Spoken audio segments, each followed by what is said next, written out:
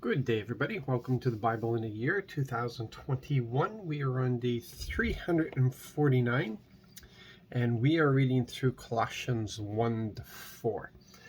I really appreciate Colossians. Colossians, if you want to know how we're supposed to function as Christians, what a Christian life looks like, what we're aspiring is not the right way, what we are being transformed into, that's a better word for it, what we are being transformed into, what we need to cooperate with the Holy Spirit on. Colossians the thing. There's so much in this. It's Colossians 1 to 4, and we're throwing Philemon in there as well. Philemon. If you're from the islands, Philemon. If not, Philemon. What we find here,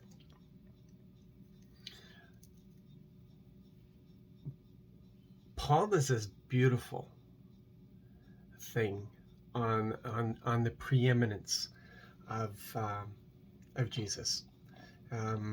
Just give me a second here. I'm just going to bring it up. And what it does is it lends itself, I think, to John 1. John, we know, was written after Paul's letter. John was the youngest of the apostles and lived the longest, and he had more time to incubate with the Spirit, and that's why his gospel is so wonderful.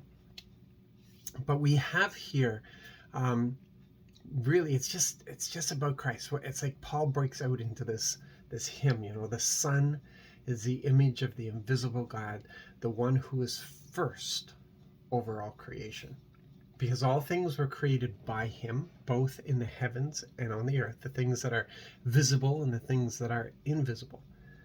You get that, right? They're created by him. Jesus is not some insignificant preacher on a country road that happened to fall into trouble and get himself killed. This is the Creator himself. Okay, all things were created by him, and whether they are thrones or powers or rulers or authorities, all things were created through him and for him. We were talking about this in my church recently, and we're really talking about how Jesus, all things were created by him. They were created through him. They were created for him. And then they rebelled and they were flawed. So the instrument of creation entered into creation itself to plant the seed of restoration. He came as part of creation to plant the seed of restoration, and in turn was killed by his own creation, as if the Creator could be killed, and rose to take his place again. Different than what he was before, and we're going to explain that when we get to in a day or two, when we get to another book. We're going to look at that. But just think about this. This is what we're celebrating at Christmas.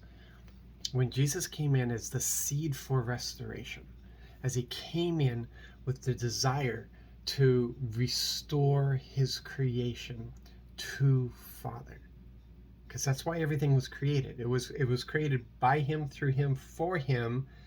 But it's a thing that Dad. It's hard to fathom the Trinity, but understand that it's Dad that gets all the glory for it.